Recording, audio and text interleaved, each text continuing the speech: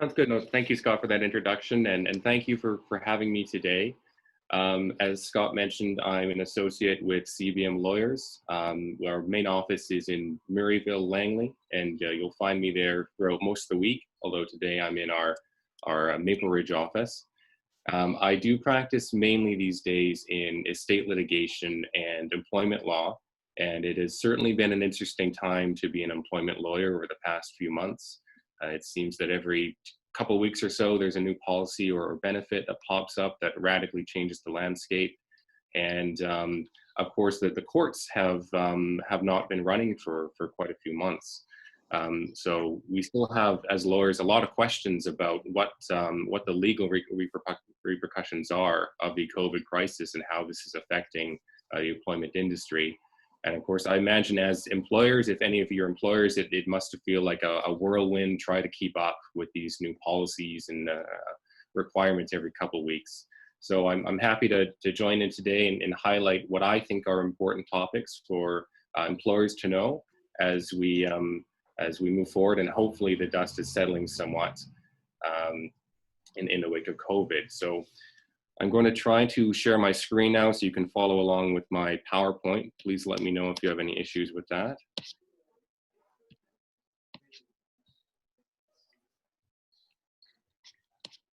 Okay. How's that? Can you see the PowerPoint? Yeah. Okay, sounds good.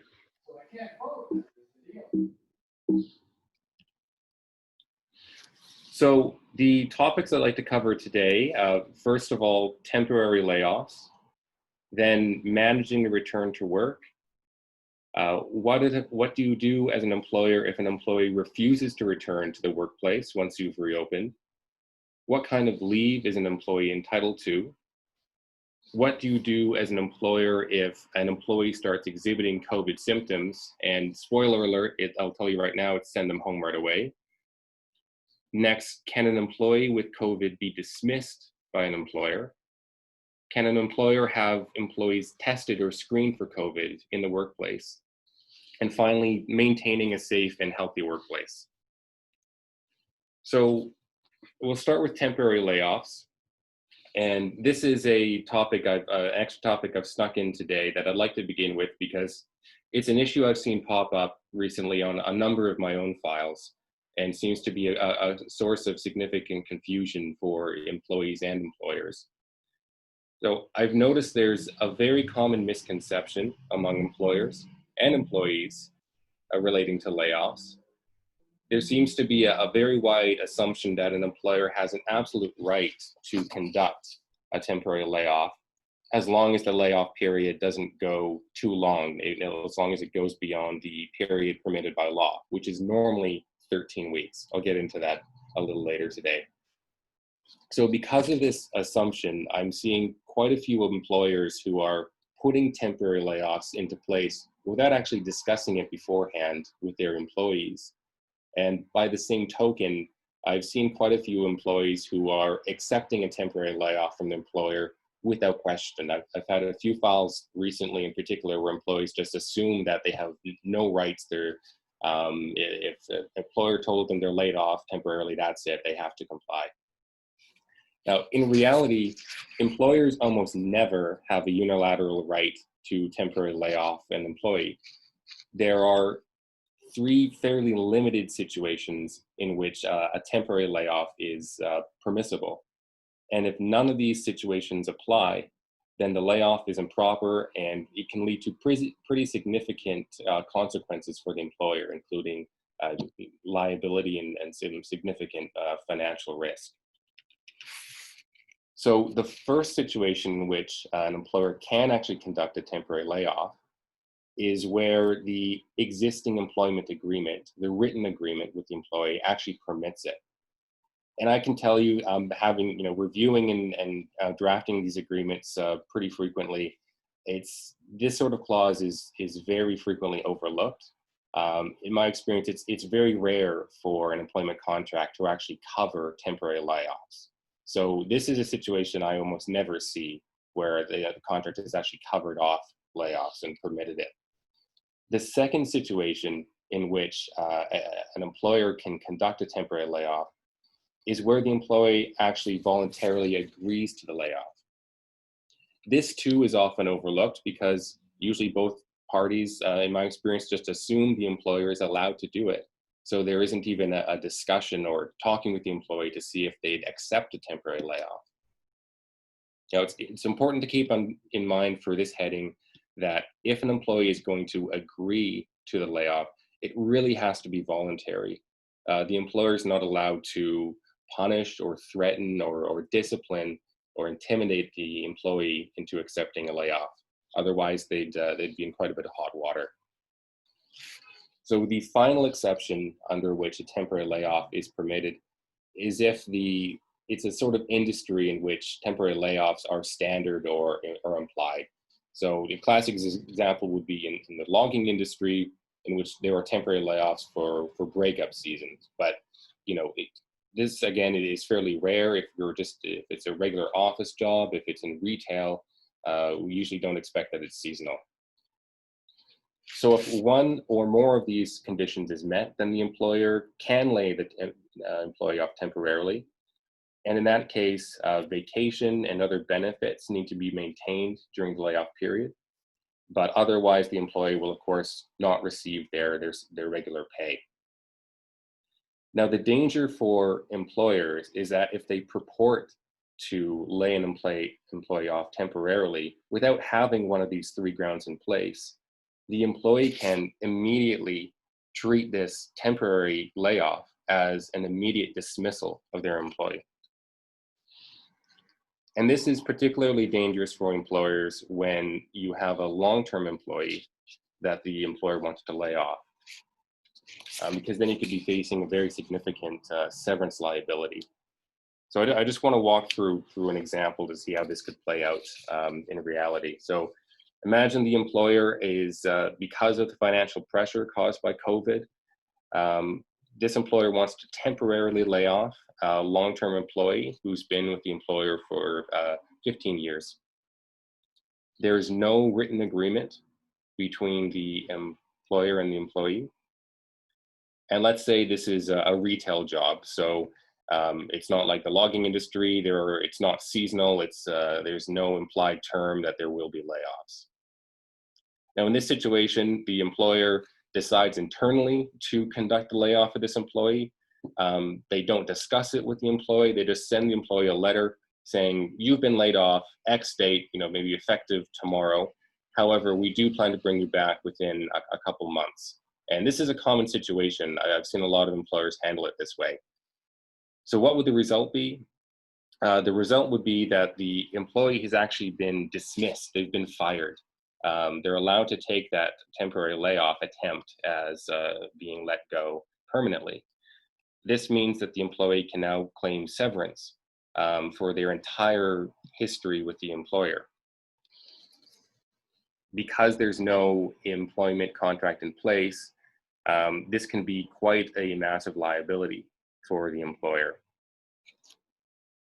Now, as an aside, this is another major area of uncertainty we're facing in the law right now.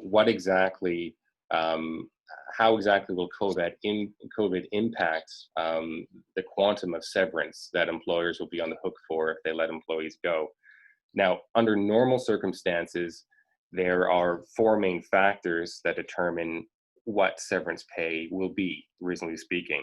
The factors are length of employment, the age of the employee, the character of employment, so whether it's a senior position or not, and the availability of similar employment, the reasonable ability of that employee to find a new job in a similar industry. So we don't have any case law yet determining how judges will weigh the circumstances of COVID. And I've seen lawyers are disagreeing on how this will go. On the one hand, because of COVID, because of how businesses are suffering so much, you can see how it would be very difficult for employees to find a new position. And this would play into those traditional factors and would probably boost an employee's claim to severance.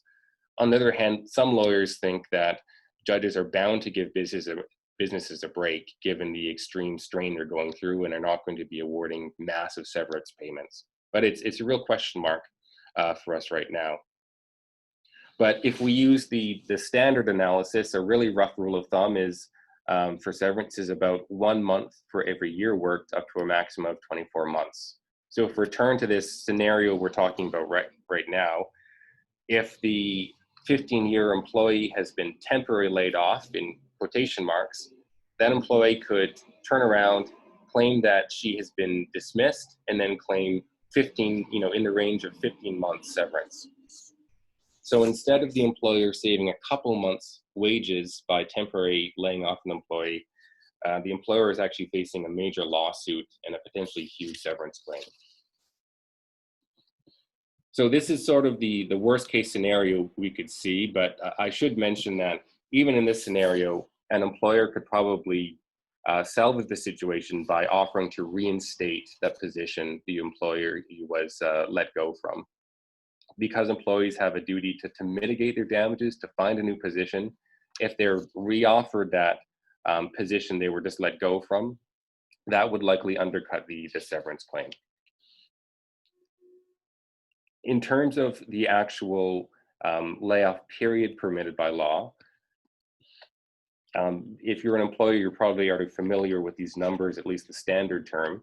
Before COVID, the standard term was you could temporarily lay off an employee for up to 13 weeks, falling within 20 consecutive weeks. Now, in April, the government extended this layoff period to 16 weeks, as long as the layoff was related to COVID. And again, more recently, it's been extended even further to a maximum of 24 weeks, and expiring on August 30, 2020. So we've seen a pretty major extension of the temporary layoff period. But what's really important to keep in mind is that this lengthier layoff period relating to COVID, it still only applies if the employer has met one of those three conditions we already discussed. So it's industry standard that there are layoffs, the employment agreement allows for layoffs, or the employee voluntarily agrees to accept a layoff. You still need to meet those conditions in order to get this extended layoff period. So what are the key takeaways for temporary layoffs for employers?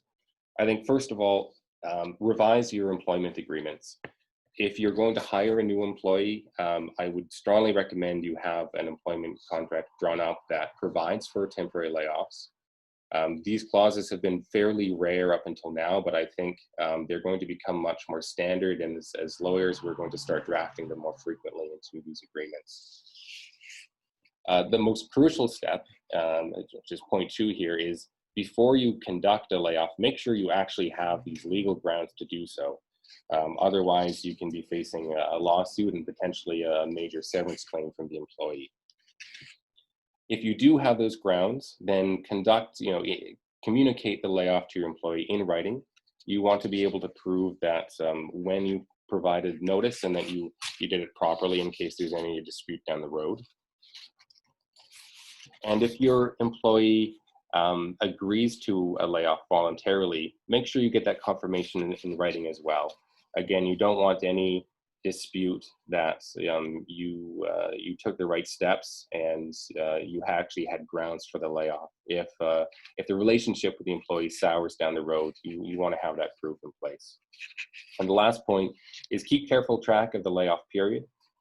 If the layoff period goes beyond the number of weeks permitted under the Employment Standards Act, then it automatically becomes a dismissal. And again, the employer could be on the hook for severance. So you really need to make sure you're keeping careful track of the layoff period. That's temporary layoffs. The next topic I'd like to touch on is actually managing the return to work. Hopefully this is a happier topic than the last one. So I think the first principle to keep in mind is to provide employees as much notice as possible and to do it in writing. You may need to prove how and when you actually provided a callback date. This is particularly important for establishing that your employees were temporarily laid off and were not dismissed as a result of going beyond that maximum layoff period, whether it's the standard 13 weeks or whether it's the extended now 24 weeks under the new COVID laws. In terms of actually communicating to the employer, I would strongly recommend you don't just do this through a phone call. Do it in writing. I do it through an email and or a registered letter. And at the very minimum, I would include in the letter the actual return to work date, the health and safety policies the employer has taken to ensure that the workplace is safe. You want to make sure that the employees understand what you've done and feel comfortable coming back because you've made sure it's a safe workplace. By the same token, the employees need to know about what policies they are expected to follow now and what their role is in keeping the work safe. You should confirm whom the employee should contact if they have any questions or concerns. I was certainly meeting with quite a few employees these days who have been nervous about returning to the workplace, so want to make sure they know who to speak to. And last, I'd confirm that these policies you may put in place are subject to change, given how fast the news is cycling and how much we're learning week by week about COVID. Now, in certain industries, of course, it's possible for employees to return to work remotely or to at least incorporate remote work into their routine. If you are permitting employees to work remotely, now would be a really good time to, reaffirm the policies that you already have in place. Something that I think is sometimes overlooked is that the virtual space is a workplace as well, and employees should be following all of your policies, whether they're just on their laptop or in a Zoom meeting. So I would remind them, for example, that they still have to follow confidentiality procedures. In our industry, it's important we don't send confidential documents to our personal emails, for example, just for the sake of convenience. If there are any concerns about security for logging in remotely, now would be the right time to reaffirm that policy or update that policy and communicate it to your employees. And for example, remind your employees that bullying harassment policy still applies to all work communications and meetings. One issue that can be lost through the cracks when employees are starting to work remotely is that under the Employment Standards Act, employees are required to keep records of hours worked by the employees. So another thing to consider is having a policy in place to make sure that employees are properly recording and reporting their hours to you as they move forward. Now, of course, every single workplace is making adjustments to allow a return to work. And of course, it's not just making sure the workplace is safe. There can be real changes to how the day-to-day tasks of employees are conducted. So it may be necessary for certain positions to be changed, for duties to be altered, for the work site to change. Just something I'd like to flag for employers is the risk of constructive dismissal. So constructive dismissal arises when an employee's position or their pay, their hours of work or their duties are altered to the point where it's a significant change. If there's a real and substantial change in their job, then that employee would be entitled to effectively say, you've actually dismissed me. And that's why it's called constructive dismissal. It's not as though the employer is saying you're fired or you're let go. It's just they've altered the position so significantly that it's a completely new role. So I think it's of course, these are extraordinary times, and I think employees need to be extending employers some leeway as well and some understanding that things can't necessarily come back to normal. But let's say if an employee's role is cut in half, if their hours are cut in half, say, then just be aware that an employee could very well claim constructive dismissal and ask for severance. So just to summarize the key takeaways for managing the return to work, I think first of all, have practical and proactive policies in place. You do not want to run into new issues such as remote work, privacy concerns, or new customer service procedures in the middle of employees returning to work. You need to sit down with your management team, supervisors, or the other owners, and try to work out, anticipate the problems that might be coming down the road, and then have written policies to address them. As with every other topic in this talk today, communication and transparency are really crucial. You need to make sure up front that your employees understand what you've already done to make sure the workplace is safe. They also need to understand what their own role is in maintaining that safety, and understanding that they're responsible as well for maintaining the health and safety of the workplace. Do it in writing. If there is an employee with a problem, you want to be sure that you can show that you were responsible, you communicated these policies consistently to all employees. And the final point again is be aware of constructive dismissal. A position can be altered only so much before it is tantamount to dismissal, which can have pretty major financial consequences for the employer.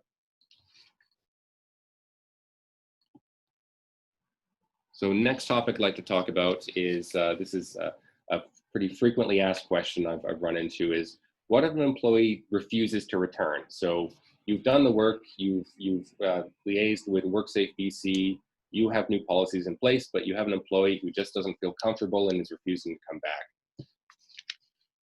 So the first principle we have to start from is that employers are legally required to maintain a safe workplace. Of course, this means that employees are entitled to a safe workplace and safe working conditions. So as a general rule, employees do have a right to refuse to return to a workplace or engage in a sort of work that is reasonably considered not to be safe. However, a major caveat is that an employee's reluctance has to be based in fact. It has to be based in reality.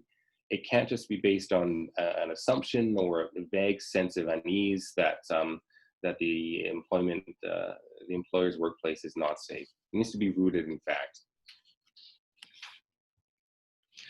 So what to do if you're dealing with an employee who's refusing to return? I think, first of all, you need to emphasize communication. It's hopefully 90% of cases where there's an employee who's reluctant to come back. This is just a communication issue. Maybe the employee doesn't understand what you've done to make the workplace safe. So if you haven't already done so in writing, communicate to your employee what measure you've taken, talk about the policies you put in place, talk about the cleaning measures, the separation, the social distance, whatever it is you put in place, make them really understand what the workplace looks like now, and reiterate how that's compliant with the current rules. Now, this is I think a good policy generally speaking, but one thorny issue is that it does matter. Your employees, their own particular circumstances and vulnerabilities does affect how you have to deal with them. So in BC, you have to be more accommodating for employees with particular vulnerabilities. So in BC, of course, we have a BC Human Rights Code which provides certain protected characteristics. And of course, it's prohibited to discriminate or treat an employee adversely based on that characteristic. So if an employee has one of these protected characteristic, and this involves family status, physical disability, mental disability, sex, race, etc. If you have an employee with one of these protected characteristics, you do have a duty to accommodate them. And where I'm seeing this pop up most obviously is in BC. First of all is physical disability. So for example, if you have an employee who's reluctant to return to work because he or she has a lung disease or is immunocompromised or has heart disease, factors that risk factors that would make COVID much more dangerous for that employee, then you do have an enhanced duty to be flexible and accommodating with that employee. You may need to allow that employee to work remotely or work reduced hours or put in additional measures for that employee. One less obvious, not a characteristic, but a situation that actually does have BC Human Rights Code's implications is if you have an employee who's taking care of other family members. Of course, right now, facilities for childcare and in some cases healthcare are much reduced, and a lot of employees are needing to stay home to look after their kids, to look after their elderly parents, much more than they had to before. So if an employee is having trouble returning to work because they're taking care of family members, this is actually relates to family status, which is a protected characteristic under the BC Human Rights Code. So it's a protected ground of discrimination. It means you likely as an employer need to be more flexible and accommodating working with an employee if they're in this situation, if they told you that they need to stay home more to look after their loved ones and family. That's something you likely need to work with and accommodate. So it's important to realize that employers do have a duty to accommodate these scenarios. It's best to talk to the employee, see if you can work out a reasonable compromise or do what you can to meet their concerns. And if you can, confirm these discussions in writing to show that you're engaging, you're trying to do what you can to make life easier for these employees. Otherwise, there can be a risk of BC human rights complaint. So ideally at this stage, you would have assuaged any concerns of the employee by communicating with them and where reasonable, accommodating their needs or concerns. And accommodation, the bar for accommodation is to the point of undue hardship. So it's not endless. You're not expected to give into every single request, but it is a pretty high bar accommodating employees in these situations. So if you've done this, sorry for the noise outside. If you've done this, you've accommodated them as much as you can, you've communicated the policies, and you're still at a standstill, there is a procedure which is set in BC for actually investigating and reporting on the unsafe conditions the employee is worried about. This falls under the WorkSafe BC occupational health and safety regulation. And I'm not going to go through every provision or cite the numbers, but just so you know up front, this process I'm going to be walking through is set out in section 3.12 of the occupational health and safety regulation. So first of all, if a worker refuses to complete work and reports an unsafe condition to the employer or supervisor, that's step one. So if you have an employee who's refusing to return to work because they're worried about COVID, they're worried about the safety of the office or the work site, this probably qualifies under point one here. They've reported the unsafe condition, they've explained why. The next step is that the employer or its supervisor has to investigate the condition and either, if there are deficiencies, remedy that condition, so take steps to fix it, or confirm that the complaint, the concern is not valid, there isn't actually a safety issue. So hopefully that would solve the issue. And again, it's a matter of communication and transparency with the employee. However, if the employee is still refusing to come back, here we go to point three. You have to conduct an investigation of the work condition in the presence of that employee, as well as another worker selected by that complaining employee. And here we can really see that this process is truly not optimized for COVID conditions, because now we're talking about bringing in multiple people into one space when presumably the concern is that space wasn't safe to begin with. So I would think that there would be an avenue to do this remotely, maybe through the phone or computer and an inspection with people zooming in as we are doing now. So if that still doesn't satisfy the employee, then WorkSafe BC will be contacted and they will send an officer to actually investigate the work site and confirm whether or not there is an issue there. Now, WorkSafe BC, of course, has quite a load on its plate these days, and I'm aware they've actually been hiring more inspectors for this very purpose. But I can't say how long it would take them to actually complete the investigation and issue their decision here. Now, if an employee is going through this process, the employer cannot penalize them or discipline them or, of course, fire them. They're allowed to voice their concerns and raise questions about the safety of the workplace. They're allowed to go through this WorkSafe BC process. However, the employer is allowed to temporarily assign them different work in a place or a role that they're more comfortable with while this process is ongoing. So, in the context of COVID, I think my main takeaway from this process is you want to avoid it if at all possible. It's clearly not very practical in the middle of a pandemic to have multiple workers coming to inspect a spot. And of course, we don't want WorkSafe BC inspectors to come along. So it really emphasizes for me, it underlines the fact that you want to avoid this situation if possible by communicating with the employee. Now, if you get the green light from WorkSafe BC, they've come in, they've listened to the employee's concerns, they say they're not valid, and the employee is still refusing to come in, then you would have grounds, if you decide to do so, to actually let that employee go. You could treat that refusal to come to work as a resignation on the part of the employee, and in that case, you would not be required to pay that employee any severance. But hopefully this is a matter that doesn't get to this point for anybody. So key takeaways for dealing with an employee who refuses to return. Communication and transparency are crucial. Making sure you're avoiding misunderstandings and making sure your employees feel comfortable coming back. Keep in mind your responsibility to accommodate vulnerable employees.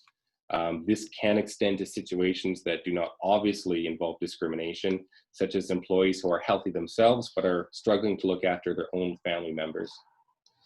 Be flexible and accommodating within reason. And another major reason to do so is to avoid this cumbersome WorkSafe BC inspection process that we want to avoid.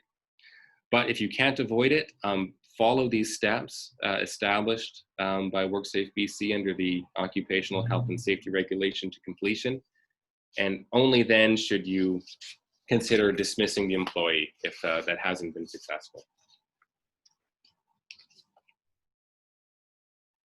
So the next topic I'd like to very briefly look at is employees' leave. As you're probably aware, new types of leave have been introduced by the BC government recently. So I just want to briefly canvass that before we move on.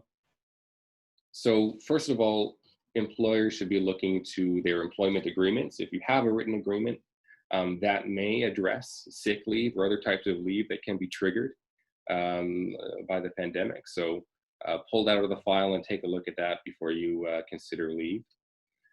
However, BC has introduced two new types of leave related to COVID. The first one is a very simple, short one. It's a new sick leave provision providing up to 3 days of unpaid leave every year for employees who cannot work due to illness or injury. This leave is unpaid but job protected, so an employee cannot be dismissed for taking this leave or while they're on this leave. And most lawyers think this new type of leave is probably going to be permanent, even after COVID passes. A number of other provinces have this type of leave in place. The more substantial leave that's just been introduced is available under a number of circumstances, which I'll walk through here. So the triggers are, first of all, if the employee has been diagnosed with COVID and is acting in accordance with instructions from medical professionals. The second circumstance is if the employee is in quarantine or self-isolation in accordance with the rules imposed by medical authorities. The third circumstance is if the employer has directed the employee not to work because of concerns over the employee's exposure to others. Fourth, this is triggered if the employee is providing care to an eligible person, which includes close family members. The last one is if the employee cannot return to BC because of travel or border restrictions, so if they're stuck in another country or place, unable to come home. So in terms of proving whether or not any of these circumstances have been met, an employer is allowed to ask for reasonably sufficient proof that one of these circumstances has applied. However, you're not allowed to ask the employee to actually go and get a doctor's note or a note from a nurse or another medical professional. The idea being that this would strain resources, and this is the last time in the world we want people to go and have an unnecessary visit with their doctor. So this extensive leave is unpaid, and it extends for so long as the particular condition lasts. So if it's an employee in quarantine, they have job protected leave during that time. Their benefits are paid, but they're not receiving salary. But as soon as the quarantine is over, the regular work conditions should return. So next, I'd like to talk about what you do if an employee has COVID, has contracted COVID-19. So first of all, and this is part of your earlier work in preparing for a return to work, you should have a policy in place that addresses this issue if an employee contracts COVID while in the workplace. And make sure you communicate this with everybody as soon as you can. The policy should address, at a minimum, procedures for isolating and transporting the employee home after he begins to show symptoms, and requirements to notify the employer as well as others who may have been exposed to that employee if they contract COVID in the workplace or shortly after attending the workplace. So because employers are required by law to maintain a safe work environment, they have to require an employee to self-isolate if that employee is ill with the virus, if they've knowingly been in contact with someone who's ill with the virus, if they're exhibiting symptoms of COVID, or if they've traveled internationally in the past 14 days. Now, this includes employees who have had close contact with an employee meeting any of these conditions above. So if you had an employee who's contracted the virus, you're aware of that, and you're also aware that that employee was in close contact with somebody else, maybe they shared an office or an office space, you are required to tell that second employee to go home and isolate as well for 14 days. So if you're in this situation, if you're having to tell an employee to go home, do it remotely, of course. Don't do it in person, and do it in writing so you have proof that you've taken the right steps. You should tell them to go home, complete the online COVID assessment, and call their family doctor as soon as possible. And of course, they should not be permitted to return to work until they receive a negative result for COVID and complete any mandatory self-isolation period. In terms of pay, if an employee has been asked to stay at home because he or she is in quarantine or has contracted COVID or any of the conditions we've talked about, then this actually triggers the leave provision, the new leave provision we talked about earlier today. So the employer is not required to pay the employee for this period that they're away from the office. Pardon me, but of course their benefits have to continue to be paid. However, if the employee is still able to work remotely and is working remotely, then the employee should be paid for this period.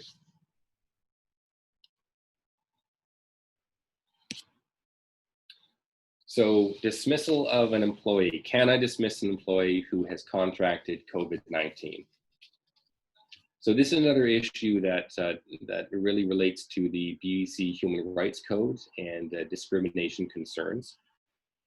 So in BC, physical disability is a protected ground of discrimination. Under that code, an employer is absolutely not allowed to treat an employee adversely or dismiss them on the basis of their physical disability. Seems obvious, but one of the questions we have right now as employment lawyers, because we don't have much case law coming out, and because the BC Human Rights Tribunal, we're not having decisions coming out either, is whether contracting COVID constitutes a physical disability. So these are pretty early days from a legal perspective, but it does seem likely that contracting COVID or having contracted in the past would be considered a physical disability for that period. The BC Human Rights Commissioner actually weighed in on this a couple months ago, and it's a nice concise quote of where we are in the law right now. So I'd like just reproduced it here. She said, "In this time of rapidly changing circumstances, neither the Human Rights Tribunal nor the courts have had time to weigh in on whether COVID-19 amounts to a disability. However, in my view as BC's Human Rights Commissioner, it does. The seriousness of this illness and the potential stigma that attaches to it makes it more akin to the legal protections that apply to HIV than to the common cold. Therefore, discrimination on the basis of someone having or appearing to have COVID is prohibited under the code, except where the duty bearer can justify such treatment, for example, to prohibit or diminish the transmission of the virus." So employers must be very careful when considering dismissing an employee who is demonstrating symptoms. If it at all seems to have played a factor in the decision to dismiss the employee, then this is on its face discrimination, and the employer could expect a human rights complaint. Similarly, you can't dismiss, you can't discipline or otherwise treat adversely an employee because they've suffered and have contracted COVID. However, an important distinction is you can let an employee go or employees go more generally because there's no work available as a result of the pandemic. And this is something we're seeing commonly. You just can't relate to a specific individual having caught COVID.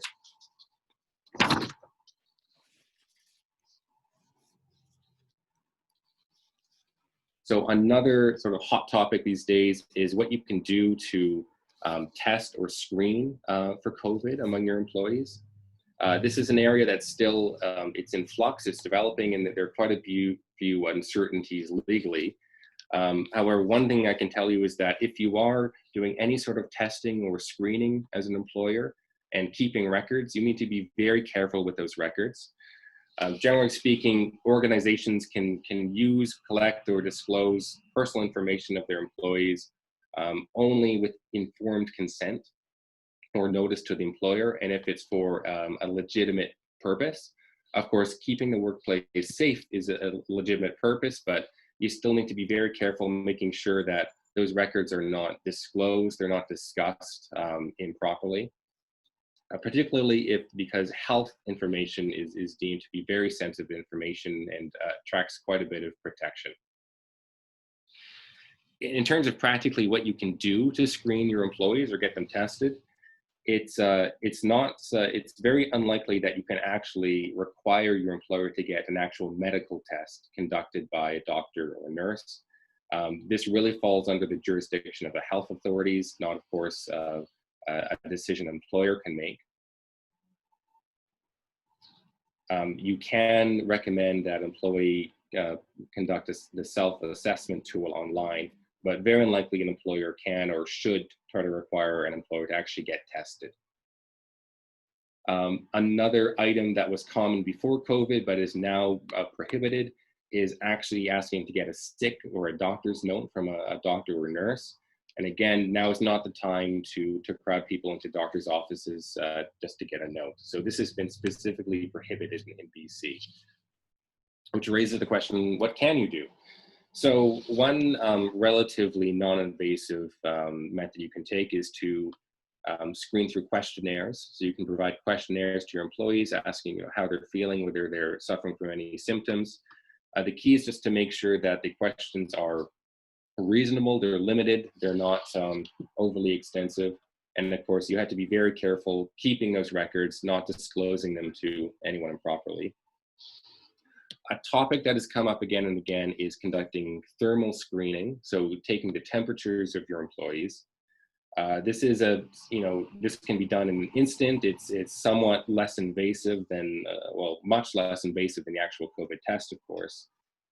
It's likely justified in terms of your duties as an employer, keeping the workplace safe. Probably more so if you're in the food industry, if you're in the health industry, or you're in an area where avoiding work in close quarters is not possible. Now, the key, though, is that you make sure whatever method you're using is as non-invasive as possible, and that it's consistent with the latest scientific information we have. And on this point, this is why I put an asterisk next to thermal screening. In the early days of COVID, temperature screening was a pretty hot topic. But more recently, even Canada's Chief Public Health Officer, Theresa Tam, has said, the more you actually understand this virus, the more you begin to know that temperature taking is not effective at all. So this really is a developing situation. It's thermal screening is likely on the way out.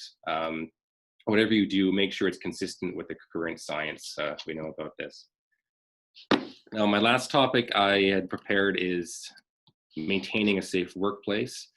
And really this, if you've been, I think if you're an employee, you've probably been through this already. You've already developed a safety plan. And of course, WorkSafe BC has excellent resources online. So I note the time, and I think it's probably more useful if I stop now and leave some time for questions. Thanks very much, Scott. I've actually asked everybody if they have questions, if they can put them in the chat port, and we'll go at them one at a time. But I did have one of my colleagues here give me a question. You sort of answered it, but I'll ask it anyway. You have an employee who's either had COVID or has stayed home to care for somebody with COVID. Now they're now healthy. They've been through the 2 weeks. Everything is good. Does an employer have to take them back right away? And this is a case of somebody that knows somebody who the employer said, well, just stay on CERB for a while. So would this be a temporary layoff situation? It could be. I mean, an employee, if they're under an existing employment agreement, of course, part of the agreement is working and having the ability to work. So, it's technically, if the employer insisted that employee stay home, not return, the employee could come back and say, well, I think you've dismissed me. I would like my severance pay now.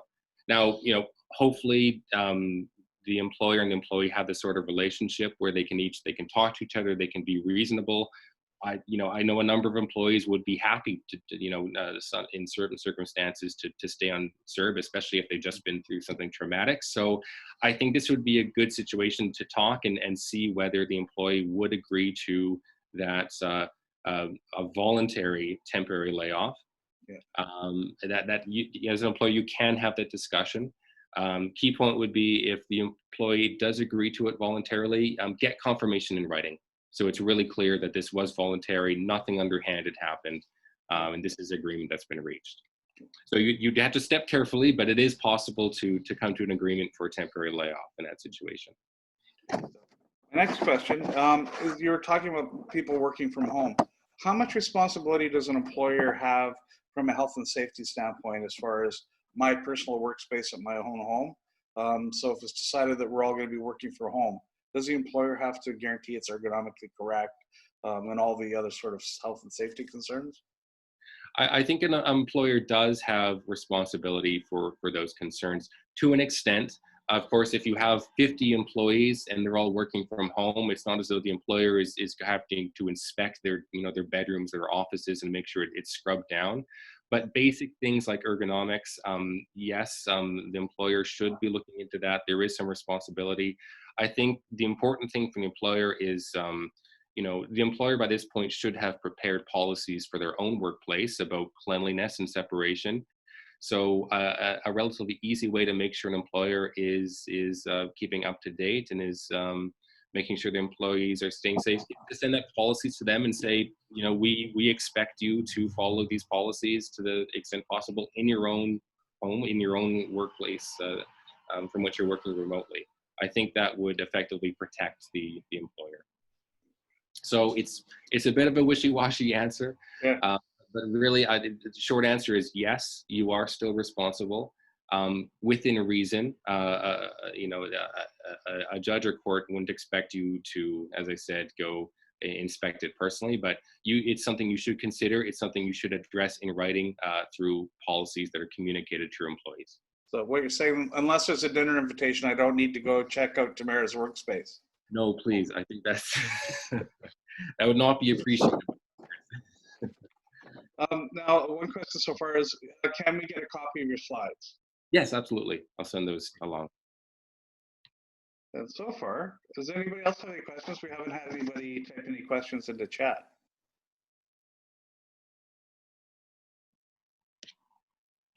Oh, you might get off easy. You explained everything so well. Does anybody just want to take themselves off mute and ask a question?